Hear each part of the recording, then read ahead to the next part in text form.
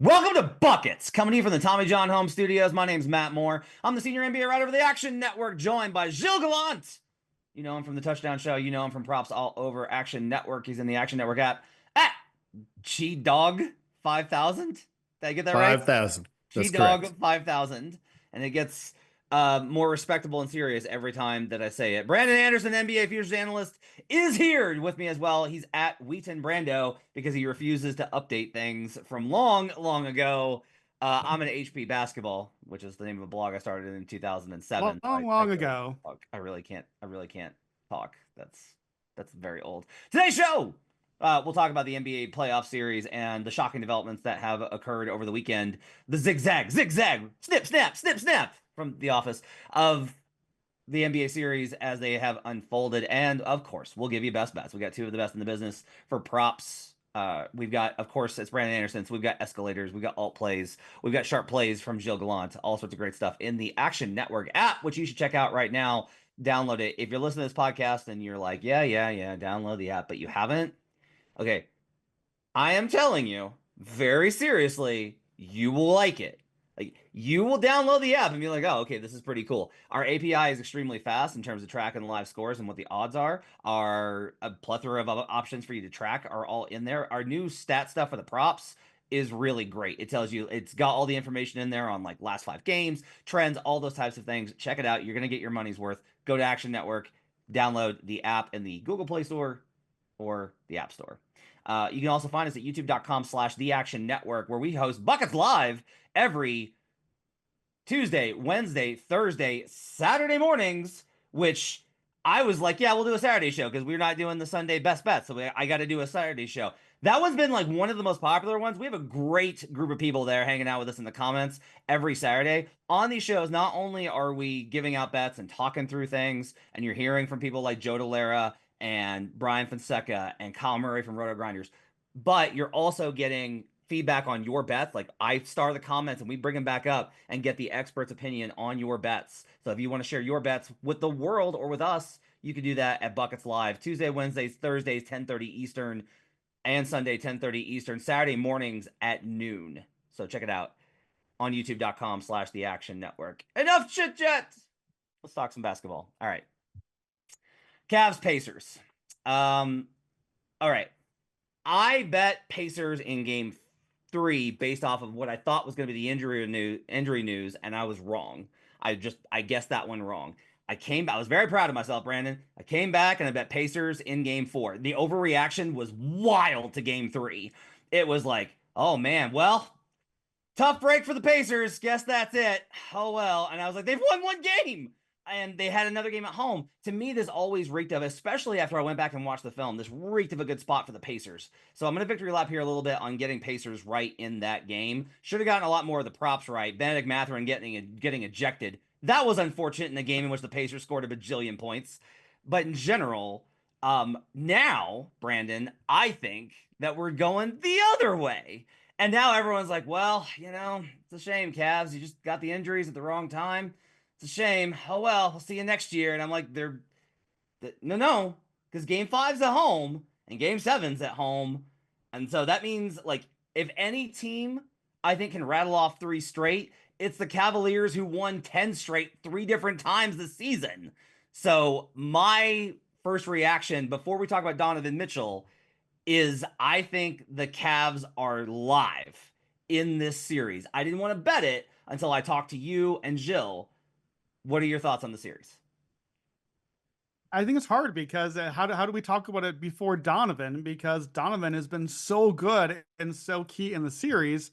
And I don't know if we can do the before Donovan part of it with how good he is. He's going to be a game time decision for game 5, which leads me to believe that either he doesn't play or we get some like less percentage version of him. I don't really have a lot of takeaways from game 4. We're seeing this in a lot of the series where it's just like, oh yeah, the Thunder won by 1,000 points. And so that's great. Good for them. Everything clicked. Everything went the wrong way. The other direction. Like, we can't make a lot of the prop lines. Nobody played the right number of minutes. There's not a lot of takeaways other than like, oh, that's right. The Pacers are pretty good and everything goes well. They can hang 80 on you and a half and everything really well. And they hung 80 and a half. So I, I mean, I'll be honest. I got game three. I was on Cavs. I was on the right side of the injuries on game three. I bet Cavs game three Pacers series, which would have set me up really great. Except then before game four, I was like, I don't know. The Cavs look pretty good in game three. Maybe I better just kind of get my Cavs position that I had before the series hedged out here. So I'm set up now. I literally have Cavs in six. That's gone now. I had Cavs in five. That's gone now. I still got Cavs in seven. I still have Pacers, that 3-1 from the game three Pacers combo.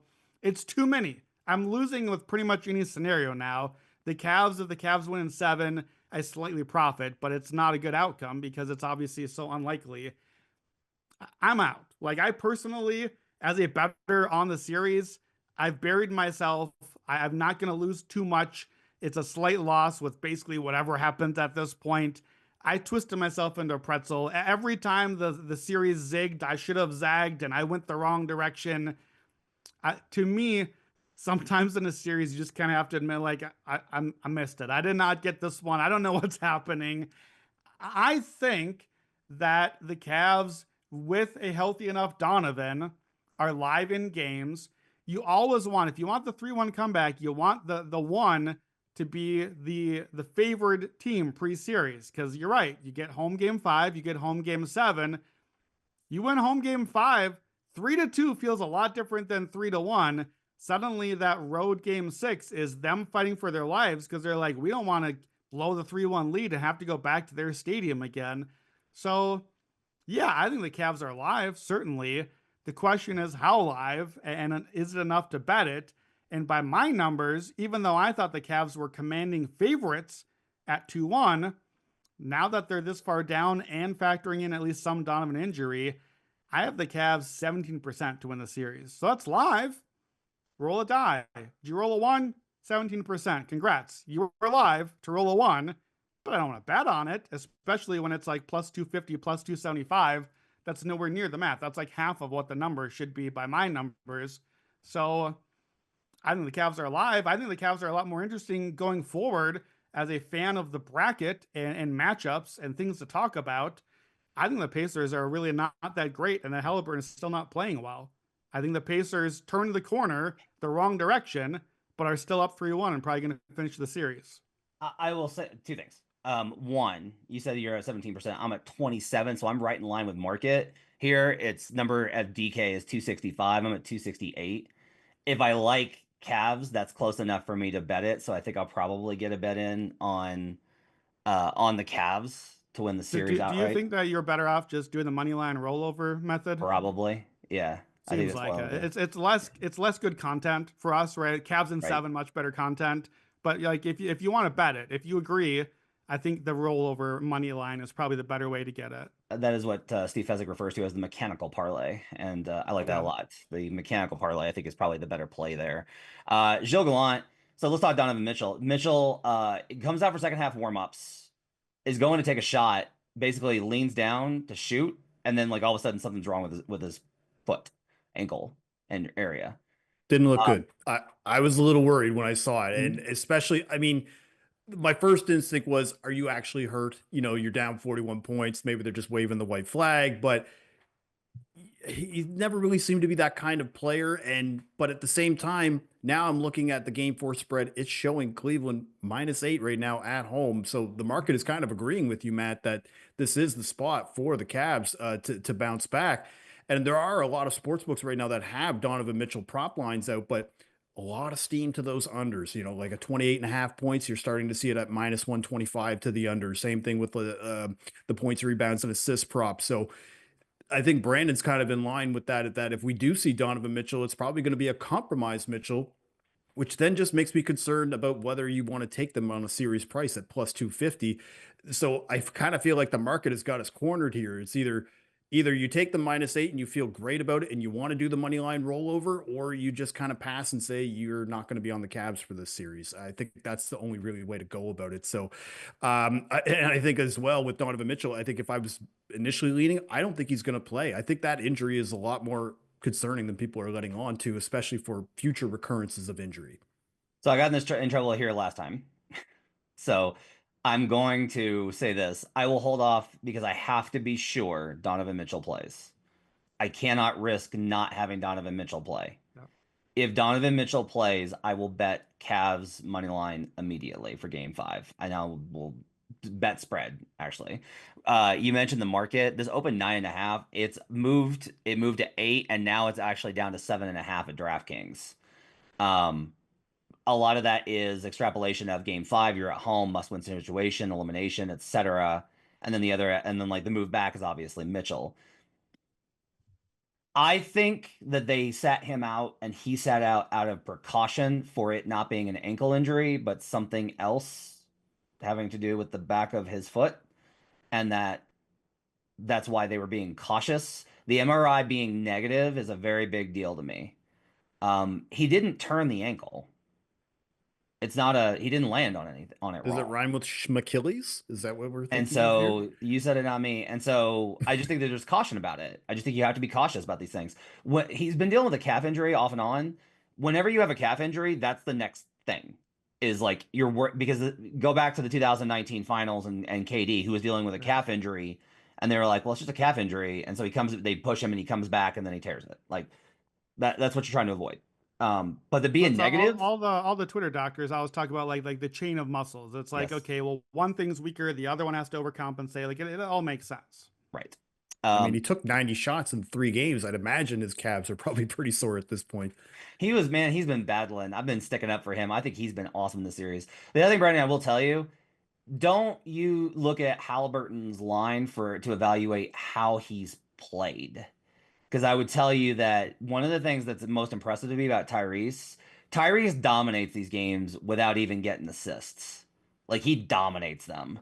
Like he was honestly great last night, even though the stats don't reflect it. His ability to shape the court and leverage the defense. And the key is that the other guys know how to play around it. And so even if it's an extra pass or a second, like that's part of it is the Pacers are one of the best teams, I think, in the league of, yeah, this is a good shot, but here's a great shot. And if we make that pass, we might get an even better one. Like they are constantly looking for better shots. Boston used to do that. And now they just shoot threes. Nuggets, Thunder. There's offensive regression, I think, due in this series. So I was at Game 4. I took home the first quarter box score, and I'm going to frame it because I get to say that I was at the worst playoff first quarter scoring in NBA playoff history with the Denver Nuggets. And I mean, they that's scored. crazy. Yeah, There are 77 years of NBA history. Like we didn't I have would have thought it was three-pointers Nets for Pacers or 2/3 something of it. from like Like 2004. yeah, like worst of the century, sure, fine. Okay, we missed a lot of shots. We missed the threes, a 1 of 25 or whatever. Worst ever is yeah, insane. yeah. There's been a lot of bad basketball in the history of basketball. How is it the worst ever? You have to watch it. My favorite is, oh, I loved it, by the way. It was phenomenal. It was so You much fun. would. The other thing here is everybody's like, well, this has to be the worst in Nuggets history. And I looked and I'm like, nope, not even close. There was a 2000, there have been like 15 games where they've scored 8 or fewer in a quarter, including my favorite, a 2002 game versus the Spurs, where the Denver Nuggets scored 3 points in the first quarter. It was amazing. Just looking at the Do, box do, score, you- it do you was guys perfect. think if the three of us, we got David Payne and Gifford Gould, if we get the 5 of us out there, do you think we could score 3 and a quarter? No, under no circumstances. Under no circumstances. We would all get hurt and we would not score. Um, so Nuggets Thunder, the Thunder do their job. They even the series. Production says no. From production, no. Gifford just says no. Um, they even the series. It's 2-2, and now it's kind of like, and I think both teams let one slip. Jokic was terrible in both of these games. Shea wasn't good in game 3, but J-Dub was terrible in game 4. The Nuggets had a prime opportunity to go up 3-1 and couldn't get it done. Specifically, and I'll come back to this in props, because of a Mark Dagnall adjustment to how the Nuggets have run their zone. There are adjustments that Denver can make to counter that, specifically not playing zone in certain situations. But it was a very smart move by Dagnall, and it won them the game in the fourth quarter by starting with Cason Wallace, Aaron Wiggins, and Alex Caruso. My opinion right now is Thunder 5, Nuggets 6, coin flip 7. That's where I'm at on this series. I do not think Denver is drawing dead. I do not think that Denver's in the driver's seat. I do not think that the margin of victory for OKC is going to be reflective of where the series is at. I think that Thunder probably, I will give this out in best bets. I think the Thunder win and they win comfortably in game 5, but I think Denver is still very much live to win the series. Gilles, when you look at something like that game for disaster class offensively, what's your first read there as a prop better? That I'm going to have some really good lines in game 5 because you're going to see all of those lines that we're normally looking at, like a Nikola Jokic points, rebounds, assists line, or Jamal Murray points, things like that. You're just going to see them go way down from the overreaction to that. And I think that's where the opportunity comes in from a prop better, because if you liked it at 20 points in game 1 and game 2, I'm just using Jamal Murray points prop as an example because spoiler alert, I like that prop.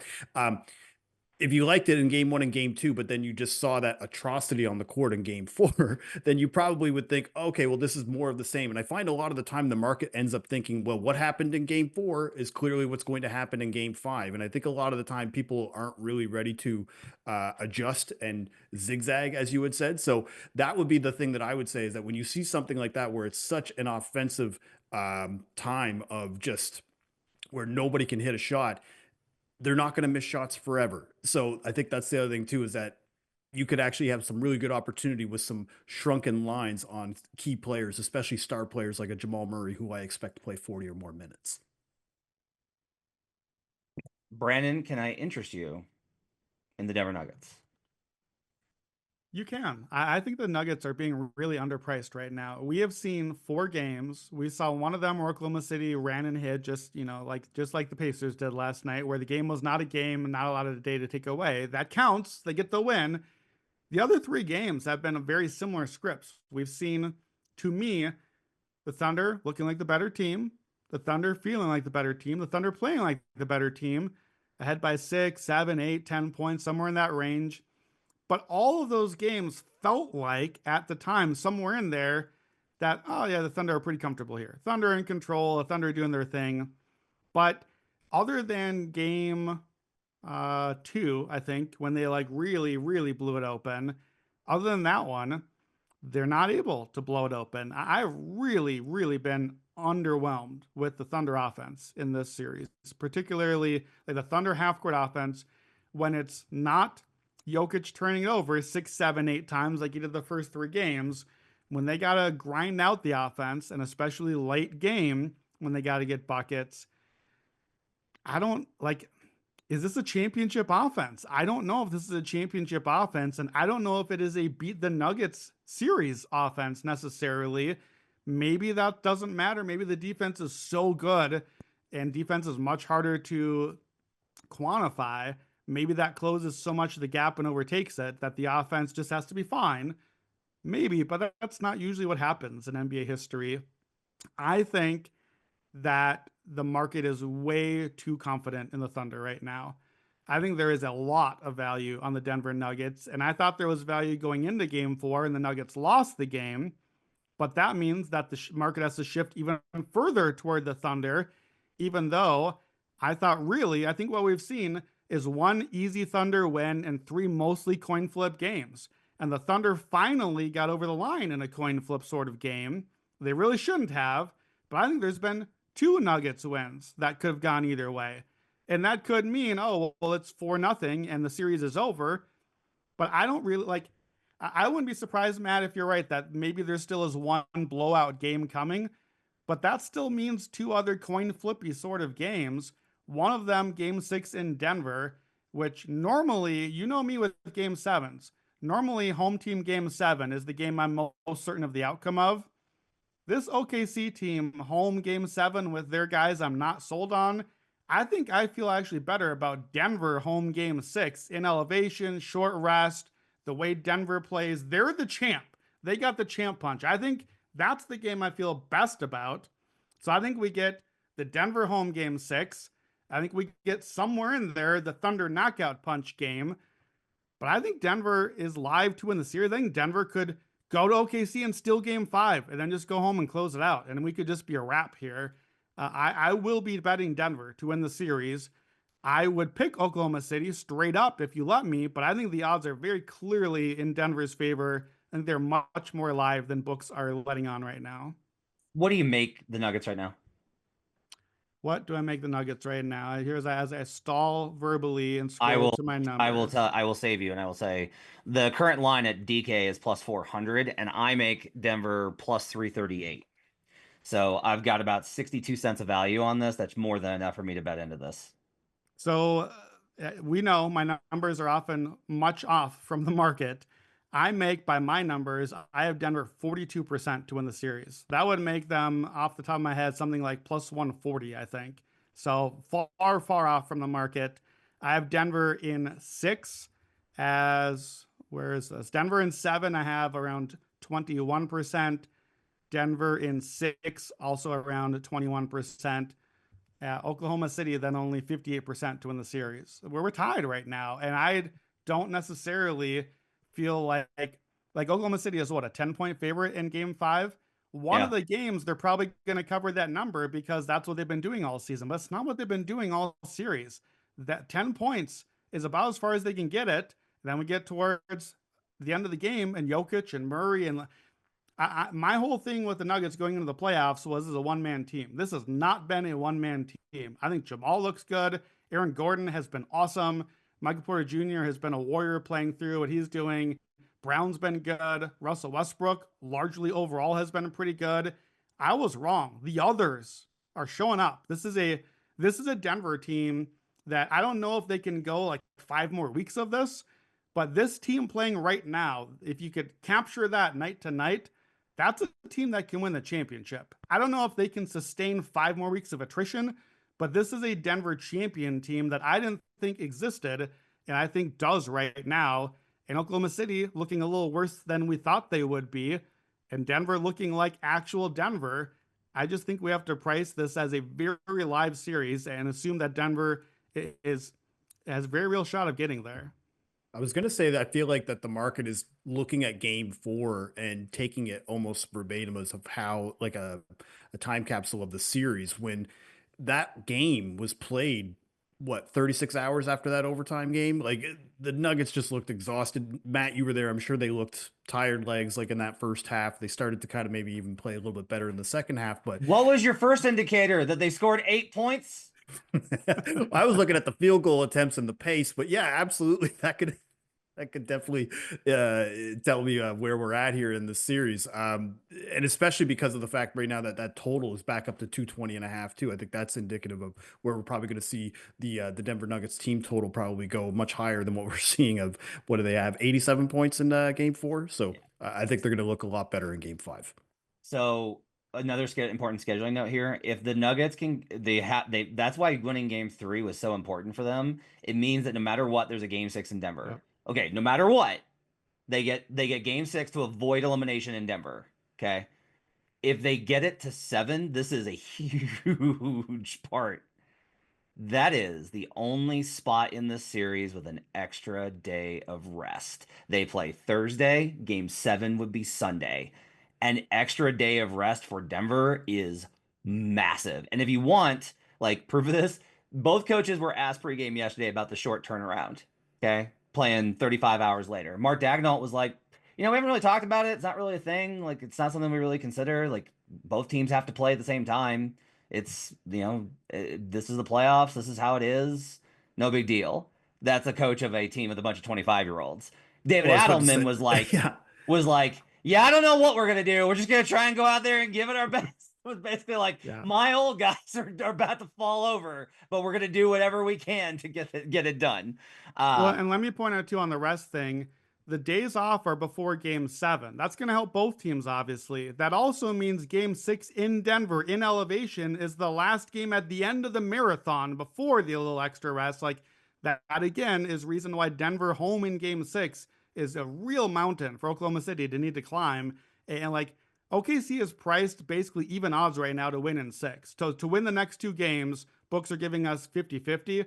I think that is badly overrating their chances in game six specifically for a lot of the reasons that we've said. yeah.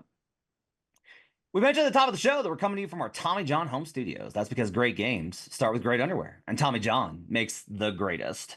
I've been talking about this, like it's that time of year in Colorado where with the heat's off, we haven't turned on the air conditioner yet. All the windows are open. I got the box fans out pushing air through, but that means that sometimes I'm a little warm and sometimes I'm a little cool. And I need something that's going to keep me comfortable in both of those, and that's why it's so great to have Tommy John. The t-shirts, the pajama pants, which I've referred to before, my Bubba Ray Dudleys, as well as the underwear, gonna keep you both comfortable and under control, because that's also important, but also breathable so that there's nothing unpleasant going on down there in them there parts. It's the best underwear you're ever going to find. Remember, when you're truly comfortable, you're going to do everything better, and that includes bedding. If you love our podcast, if you love buckets, and you love our crew, you're going to love Tommy John. Get 25% off your first order right now at TommyJohn.com/buckets. That's 25% off at TommyJohn.com/buckets.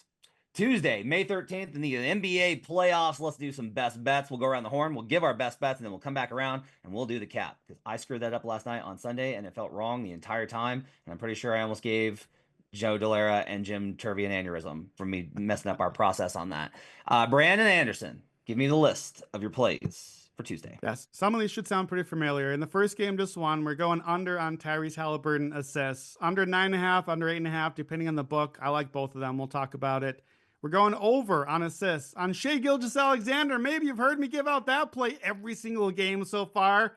Fight me. We're doing it again. Over 6.5, over 7.5. Again, depending on the book. I like both of them, and we'll do some escalators there. From the folks that brought you the Peyton Pritchard over 1.5 threes escalator, Lou Dort. I'm giving a positive Lou Dort prop. Lou Dort threes escalator, 2, 3, and 4. Aaron Gordon over 9.5 rebounds plus assists, and then I will be on a Nuggets series escalator, and we'll talk about it when we get there. Gilles Gallant, give me yours. All right. All right. Well, we'll start with the Nuggets. I kind of already alluded to it, but I think Jamal Murray will have a bounce back game, and I love over 19.5 points. Seeing minus 120 in the market right now. Love that price. And for the Pacers, I'm going to take Pascal Siakam over 9.5 rebounds and assists. And then I'm also going to be looking at Max Strus over 2.5 3-pointers at minus 130. All right. Miles Turner over 14.5 points. Take me home, Miles Turner. Points over. MPJ under 11.5 points. Yes, we are running it back. Kasem Wallace over 5.5 points. Evan Mobley over 13.5 rebounds and assists. I'm with Brandon. I'm tailing on AG over 10.5 RA. Thunder -5. I'm sorry, Thunder -10 in the spot. Thunder -19.5 as well on the escalator. And if Donovan Mitchell plays, Cleveland Cavaliers on the money line. I will have another Cavs prop. I'm doing write-ups on these every day at Action Network and the Action Network app. I'll have another Cavs prop on top of Evan Mobley. I just got to find out which one I like the best, because I can't have I can't like the Cavaliers to win the game and then not have another Cavaliers prop. So I'll have another one in that spot. Let's do, because we got less on it. Let's start with the Thunder game, because we kind of already talked about this, right? I will say that I'll start with the side. Thunder -10, Thunder -19.5. The margin for these games, if the Thunder game 4 was an anomaly where OKC probably covers that game in a number of circumstances.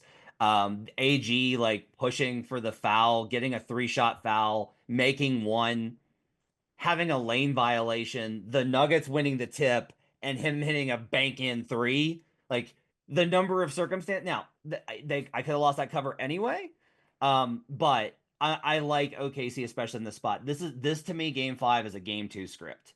I understand if we just got done talking about the value being off on the chances of the Nuggets winning, right? So like, if the market is off on the chances of the Nuggets winning, it is correlated to the spread. Okay. And so I don't mind if you take Brandon's, what he's going to say about the Nuggets escalator on the series, and convey that into, I want to grab the points with Denver. You should just play the money line, not just because of the Matt Mitchell rule, but if this is a close game, we have 3 close games in this series, and it's 2-1 Denver. And Denver, like OKC, got a lot of things in their favor in this situation. At home, I do think that this is not a letdown spot for Denver, but it's just kind of much like game two. I don't think Denver is going to be like throw the kitchen sink. Denver knows they got to win a marathon here. They know this is going to be a long series. And they know that game six is it. That's the last stand. So I think that they'll be a little bit more careful, both with adjustments and with how they approach minutes, effort, etc. Not to say they're not going to go all out to playoff game, but I do think there's value. And I think OKC is, I can't believe that OKC will get out of this series with honestly less than, if they win it, I don't think they get out of the series with less than 3 blowouts. And if that leaves open for game seven, they got to get a blowout here. I do not expect them to blow out Denver at home. This is a field play. I like OKC minus 10, OKC minus 19 and a half. That's going to be my play on the side. Brandon, Lou Dort. Let me do the Denver series to just kind of like, since we talked about the big picture thing. So here's how I'm playing the escalator on Denver. Denver plus 1.5 on the series. Here's what that means. That means Denver at least either wins the series or gets it to 7, aka it's every outcome now except just the Thunder win the next 2 games. I have the Thunder winning the next 2 games 26%. I think that's clearly low compared to market, but we're getting a plus 105 at Bet365. So basically even odds for Denver to just win another game. That's it. Win another game, Denver plus 1.5. Now, if you think that Matt's right and they're not going to win game 5, but you do like the game 6 angle, don't do the bet. Just wait and bet Denver in game 6. They'll just be a home money line at a better price. If you think they're live to possibly win game 5 also, then Denver plus 1.5. You get a couple outs that way. Here's the way I'm betting the series beyond that. I like Denver to win the series by the odds, by the numbers. I have them again, as I said, 42%. I'm getting fancy here. I'm going to give up one of my outs. You know how I do. I like to give up some outs and get the better price. I want Denver home game 6. I want that outcome, and I want them to win one of the other 2. So I'm playing 2 Denver outcomes. Either Denver in 6, which is to win the next one and the home game 6. That's 12-1 at BetMGM. Or Denver exact outcome, lose game 5, win game 6, win game 7. That's like find the whole string that matches it. Denver to lose 5, win 6 and 7. That's 18-1 at BetMGM. Here's what I'm doing. I'm sacrificing the out where Denver wins in OKC, OKC wins in Denver, and Denver wins in OKC game 7. I'm giving up that one where we go road to finish. I'm losing that out. By combining those two, I'm giving myself implied odds of 12.9% for Denver to win the series, which again, I have at 42%, which is a massive edge and probably means my number is a little aggressive, but that's what I like on Denver. It's a big enough edge that I have to play it pretty aggressively, and I just think Denver is badly mispriced here. Okay. Gilles Gallant, a thing that would help Brandon's in 6 escalator would be if Jamal Murray had a huge game in game 5. Tell me why you like him in a bounce back spot here. Well, I think one of the things I love about Jamal Murray is he is a proven playoff performer. Like obviously he'll have he's a bit streaky though, but I think the one thing that I do like just over the course of his career, like 76 playoff games, he averages 23 points per game. So a lot of that is attributed to sometimes he'll have like these 40-point explosions. Like, and one example, just even in this playoffs in game 5 versus the Clippers, where he had 12 points the game before, bounces back with 43. I think that there's a big chance that he's going to have a really big game here in game 4. Or game 5 rather. But so game 1 and game 3, he scored 20 or more.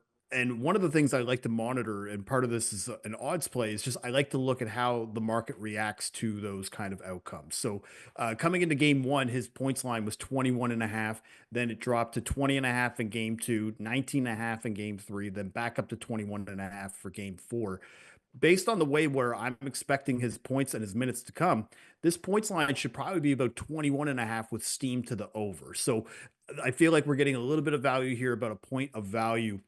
And I do think that this is actually going to move to 20.5 with steam to the over by tip off because of the fact that he's a star player. And people typically like to bet overs on star players like that. But I think another thing too, and you look at some of the interviews from Adelman and Daniel, just the Dort part of this equation here, because obviously he caused fits and he's been causing fits the entire series, but they've been doing different things in those ball screens with Jokic to get him free. I think they were going to look at the tape and really find different ways to get him points. And then of course as well, I just think that another reason that we're getting a 19.5 line at 20.5 is just because of how tired and ineffective their offense looked in game 4. So I just want to take advantage of that at the 19.5 point line, because I think the 20 points is the sweet spot for Jamal Murray in this playoff game. I honestly think Jamal played really well in game 4. I thought that he was getting good shots and just kind of missed them. Joker was not playing well. He's in his head. It's a real struggle point. I am going to wonder, you know, Brandon, if you just don't get if you don't get a good Joker game, can they win the series? Yeah, because I don't think they've had a good Joker They game haven't. really in the You're right. series, and they've You're still right. won 2 of the games. So, like, I don't know if we're gonna like let's flip it. What if you get an awesome Joker game or 2? Yeah. Now what happens? Now Yeah. Denver can really win the series, and they've already been in games without him having great games. That's accurate. MPJ under 11.5 points. Gave this one out on for game Poor 3. guy. This is the or game 4 rather. This is the lidocaine handicap. So MPJ talked after game 3, after he had a phenomenal game, about the injections that he's getting, and he'll probably never talk about anything that he does ever again because the Nuggets training staff, who I have constantly beefed with, will be like, "Don't ever say anything ever again." He's getting a numbing injection every so often, and this is not new. This is like anytime that you see a player, it's like, "Wow, I thought he was hurt. He came out." Yeah, that's why. Drugs are amazing. And so all of these are completely approved by the NBA. He can only take it so often, though. They have to spread it out. He was not going to be able to take it in game 4. Took the under. Easy. Not going to be able to take it in game 5. I think he's going to be able to take it in game 6 or game 7. One of those will be an MPJ over. So that combined, like he said, like, I don't want to take the steroids. Again, NBA approved steroids. And he's just like trying to fight through it. Joe and Jim and I talked about this last night on Buckets Live. You can go watch it or listen in the app or listen on the podcast version. It's only points because MPJ is, I mean this, I go back and watch, he is grabbing rebounds with one hand. It's really impressive. Like he went over his rebounds and assists with one arm. But it's hard to make threes. It's a great Jaylen Brown impression. That's so mean. That is conference and finals MVP, Jaylen Brown, to you, sir. So this is an under spot.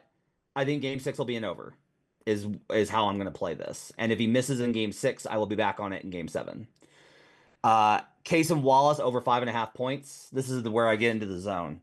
Denver deployed a zone in the non-Joker minutes, and we were all kind of confused as to why. The advantage of playing Aaron Gordon at 5 with the system with the guys they have out there, you just switch everything. It saves your legs. You don't have to run around. You're not trying to rotate. There's no one for you to really take advantage of like you would be if they've got Shai Gilgeous-Alexander or J-Dub matched up against Jokic. You don't have that situation, so you should be able to switch. But they played zone, and they played zone to start the 4th quarter. So what happened? Casey Wallace, Aaron Wiggins bomb from 3. Now, does Denver change that in this game? Probably. They're probably going to go to man actions. Okay. However, there are still weaknesses in that second unit with Jamal Murray defensively in one-on-one coverage, MPJ in one-on-one coverage, and honestly, Christian Braun, as good as he's been in terms of like he's Christian's fighting and he's exhausted and he's battling, but it's an uphill battle. They're still going to have to bring help. Kason Wallace is a guy I absolutely trust to hit these shots. I think he is made that way. I think he is hashtag built different snort emoji. And so Kason Wallace is a guy that I really trust here. I think he's going to be in the rotation. I think Dagnall has gotten back to, you don't short. He talked about this before game 4. Somebody was like, is this time for you to shorten rotation? He's like, I don't think so. He's like, I think we kind of go the other way where we need to rely on our depth. We need to rely on what got us here, and it's everybody being able to contribute and do their jobs. So I like Kason Wallace over 5.5 points here. Brandon, Dort threes? So here's the thing. There's a stat going around before Sunday. Lou Dort, so Sunday, Lou did not have a great game, but he did shoot 2 of 9 on threes. He didn't make 2, which was notable because his last road 3 before Sunday was March 25th. His last made road 3 before that. So that was the stat. Well, guess what? We're not on the road anymore. We're home.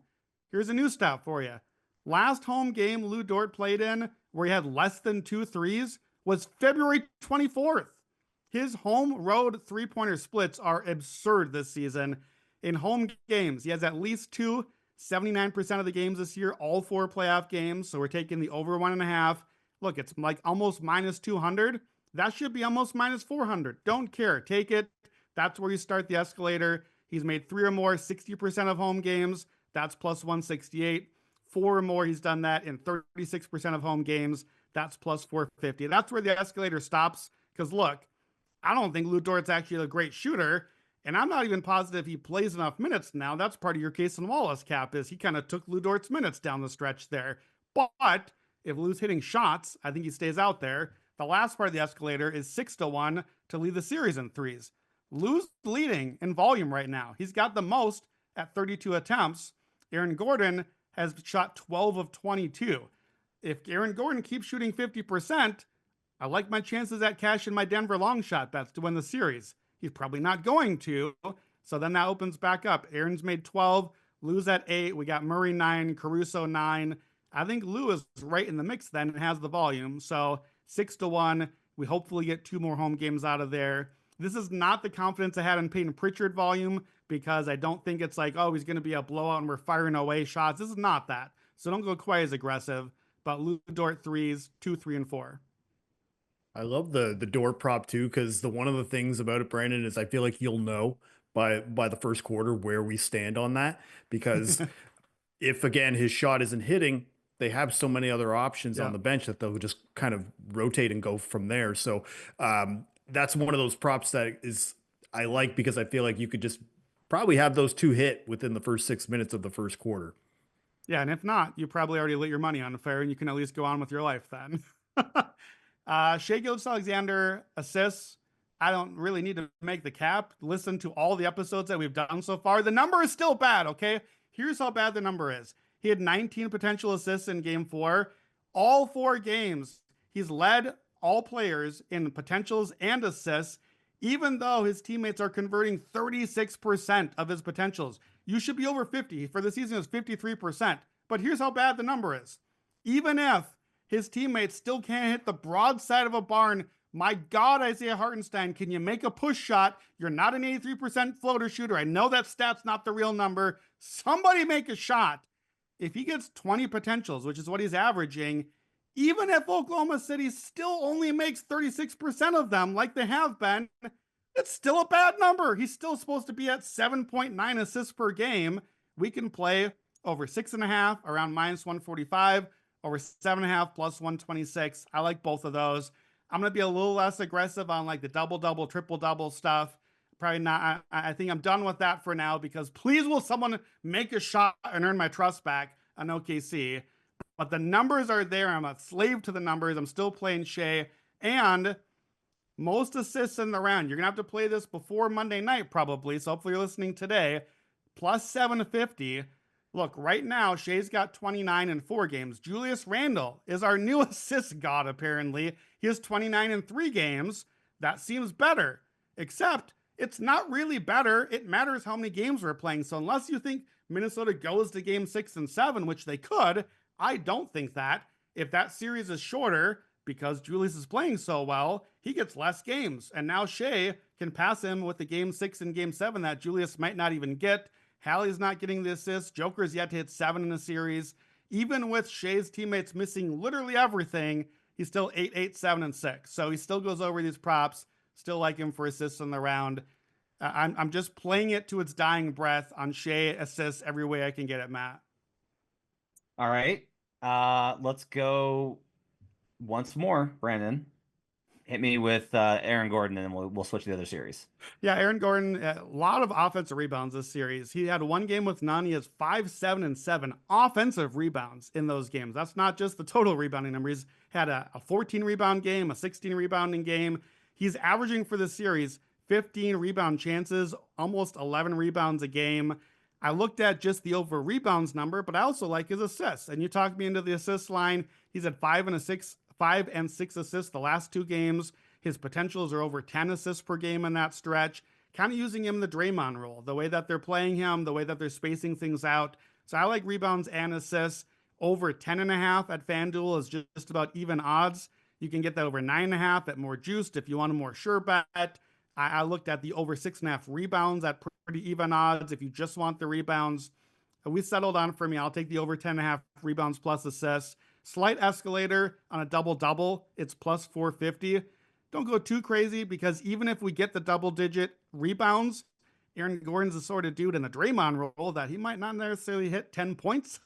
You hate to hit that one with the double digit rebounds and not get the points. I looked it up. I believe 10 rebounds is like plus 350. So I will play the extra juice, and hopefully we get the points there too. But I think Gordon has a good game. Matt, you're on this one as well. What do you like about it?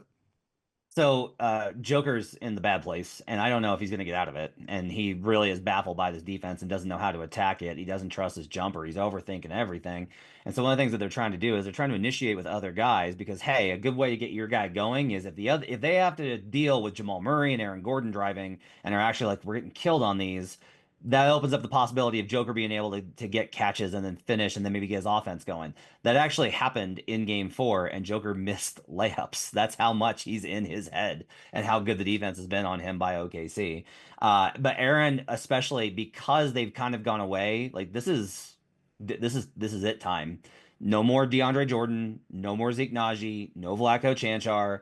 It is just AG at 5. That's it. Now, I also think they should go smaller. If they're going to try any sort of small ball unit, I legitimately think that they should be trying wild stuff. MPJ with one arm at 5, and Peyton Watson with one arm, or with 2 arms, but not a lot else going on above the shoulders at 5. That mean that in terms of his shoulder muscle size. Did not mean that is the Wow. way that that Wow. sounded. Did not mean to call that. Peyton is not that type of guy. He's a pretty smart player. AG, though, plays point center in those small ball 5 lineups. So he's able to generate a lot of these offense, especially in transition. So the assist number I think is really good. I like this line a lot. This is a great play. Aaron Gordon over 9.5 rebounds and assists. Cavs Pacers. I've talked about the Cavs thing. I just think that this is a market overreaction. If I get Donovan cleared to play, I will play Cavs. It will jump, right? I'm gonna have to. This is one you're gonna want to be around. When's that game? I need to know what time that game is to tell people this. That game is at 7 o'clock Eastern. At 5:15, Atkinson will talk and he'll give an update, and it may be he's still questionable. They will probably say questionable, don't know if he's going to play. He is supposed to be 30 minutes prior to tip is when you're supposed to indicate whether the guy's going to play. It's usually closer to 20 because the actual tip off isn't until 10 minutes after. So what I'm telling you is 6:40 is when you need to be looking for news. Donovan Mitchell's going to play, and try and get in if you want to do this with me. If you want to try and guess, you can guess. But that's going to be my play is I want the Cavaliers here. I don't want to play an alt. I think the Pacers are good enough to hang. They might honestly cover this game. I wouldn't be surprised if they covered and the Cavs won. But if the Cavs win, and because of that, I'm going to take Cavaliers. Gilles Gallant, back to you, buddy. Talk to me about Pascal Siakam over 9.5, because after his big scoring performance, I was interested that you're taking the rebounds and assists here. Well, I just think because the scoring, yes, we saw that, but really he's been more effective filling the box score in other ways. And when I just prior to game 1, like I planted my flag, this was the prop that I wanted to take each game, and he's hit it in 3 or 4. So that obviously helps. But one of the things that I like is that he's kind of has to play a lot of minutes because of that 2 big lineup that the Cavs are throwing out there, and has to play a lot to kind of offset that size. And I think another thing too is that we saw his minutes drop in game 3 and game 4. Context, both of those games were extreme blowouts. So I kind of am still projecting him closer to about 35 minutes, his regular 35 minutes, as opposed to like 27 or 30. And then again, of the rebound chances, he's averaging 10.2 rebound chances per game, just behind Miles Turner. But you're also seeing those potential assist numbers climb. Those are around 5 per game right now because he's doing a lot of drive and kick. So for me, I thought this was going to be back up to 10.5 again with a little bit of steam to the under. But if you're going to give me minus 105 on over 9.5 rebounds and assists. I'm going to keep playing this over and over again. So Pascal Siakam, I think, is the way that he's going to be effective in any of these games, is being able to be more of a facilitator to bring the ball up the court, and then also just getting those loose rebounds. Because that's another thing too. I'm not sure if you saw Miles Turner is averaging over 2 deferred rebounds per game. Like that's kind of a little over the top for a center. Like usually that's kind of around 1.1. So the fact that other guys are kind of like a Neesmith or a Siakam are getting those loose balls, I think that just opens up more opportunities for Pascal Siakam to get potentially up to 10 rebounds in this game. So instead of just that, I would just rather take more of the safer angle and take the over 9.5 rebounds and assists. Siakam was great in game 4, by the way. He was just, that guy's so good. He's extremely underrated. I like that cap, though. That's very sharp. Also talk to me about Max Strus over 2.5 3-pointers.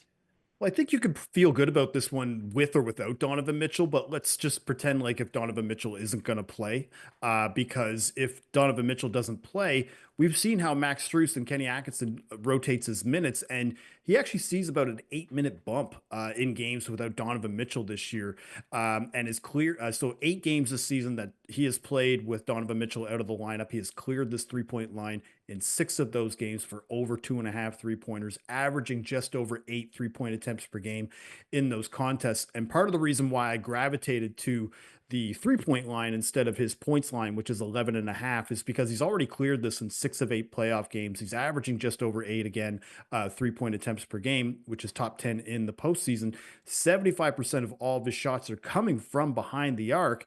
But what's funny is if you actually look at those historical game logs where Donovan Mitchell wasn't playing, he only cleared the points prop in 4 of the 8 games. So, but he's clearing the 3-point prop, but the points aren't coming from anywhere else, right? So, given his shot chart and how he gets his points, if he gets to 11 points, it's probably because he hit 3 threes. I think that's a very high probability. So I think I would just rather, again, take more of the safer angle, look at the 3-point angle at minus 130, especially given that the Pacers, I believe they're last in all playoff teams right now for most 3-point attempts allowed.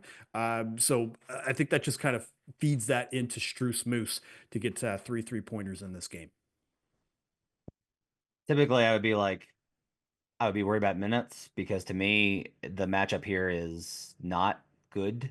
It's been not good, but he's actually he won his minutes by a huge time. He was huge in game 3 for them. And if they're hoping to repeat that kind of a formula, that's probably the answer. They have a 118 off defensive rating with Strus on court. I just haven't I would much rather him be coming off the bench. I think this is time. I continue to be baffled by hey, why don't we? What you traded for DeAndre Hunter?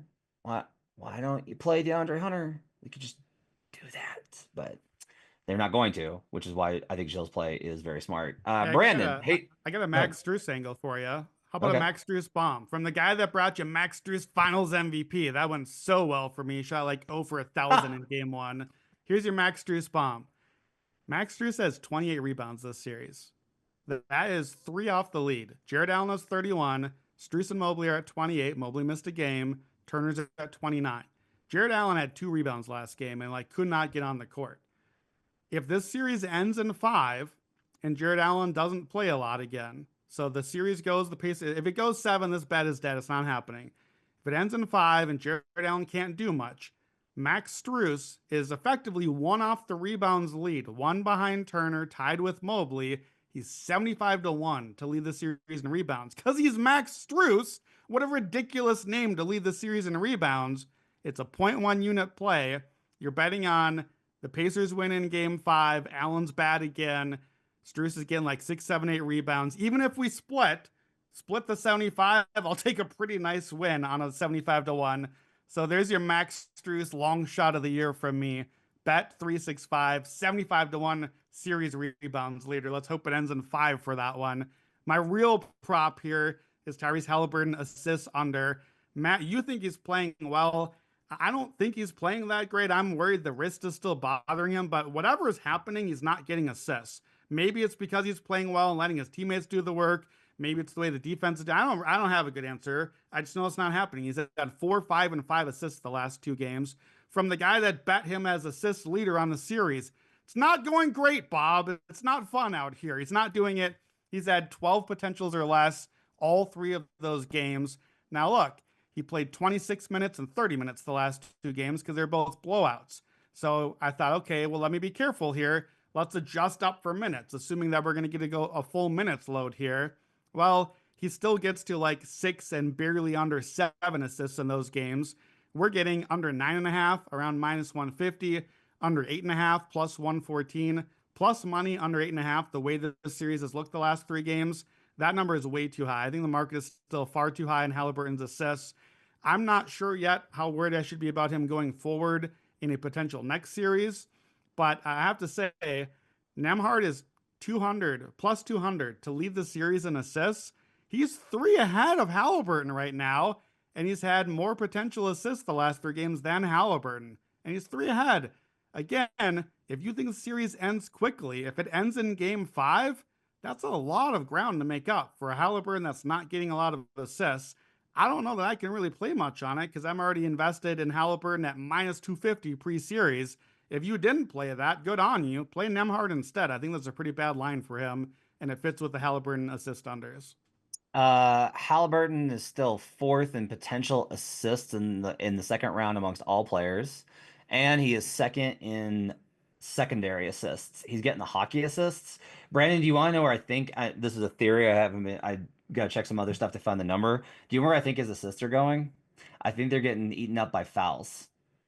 That's where I That could think they're be. going. I think that's where it is. So I'm going to continue to be cautious. I think that Halliburton number is going to turn at some point, but Brandon's on under 9.5 for Tyrese Halliburton assists. Miles Turner over 14.5 points. Just keep betting it. They're going to keep switching until Atkinson shows that he's not going to switch, which he shouldn't. They should be playing at level. They're going to switch, which means they're going to have a small person on Miles Turner, which means he's going to draw fouls, which means he's going to score on buckets if they don't, which means that he's going to continue to get open threes because they're going to help over from the corner. Like, Atkinson has made zero adjustment in the series to Miles Turner. Miles Turner over 14.5 points. If they win this game, it'll be with offense. I'm still worried about their defense, even though I think the Cavs are alive to win the series. Evan Mobley over 13.5 rebounds and assists. He's averaging like, what is it? It's like 13 rebound chances per game. It's like ridiculous. And honestly, like he still is getting there on the boards. The passing will improve as some of the shot stuff I think regresses. This is a ridiculously low number, over 13.5 rebounds and assists for Evan Mobley. Okay, that's gonna do it for buckets. Appreciate you guys being with us. Have yourselves a great Monday or Tuesday if you're listening to this on Tuesday. We'll be back with you tomorrow on Tuesday with bets for Wednesday in the NBA playoffs as we head towards possibly, maybe, some series conclusions as this wraps up a little bit later in the week. Make sure to keep it tuned into Buckets here, youtube.com/The Action Network on Tuesday, Wednesday, Thursday night at 10:30 Eastern. Follow Gilles Gallant in the Action Network app and on Twitter at GDog5000 and Brandon Anderson at Wheaton Brando. I'm at HB Basketball. Thanks for joining us. We'll see you guys again next time. Until then, let's get buckets.